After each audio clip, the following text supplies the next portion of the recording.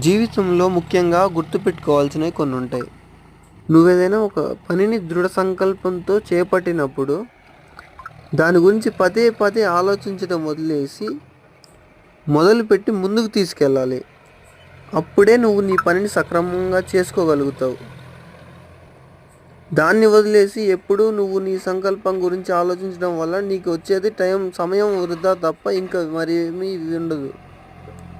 నువ్వు ఎప్పుడైతే కదిలి ముందుకెళ్తావో అప్పుడే స్టార్ట్ అవుతుంది నీ జర్నీ అనేది. అది ఏదైనా అయి ఉండొచ్చు. నువ్వు చేయడం మాత్రం మొదలు పెడితేనే అది ముందుకెళ్తుంది.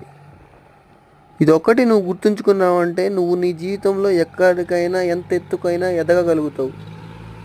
అవతలి వాళ్ళు ఏమనుకుంటున్నారు కాదు, మనమేమనుకునేది మనకు కావాలి. ఆలోచించి అడుగేసి ముందుకెళ్తేనే నీ సంకల్పం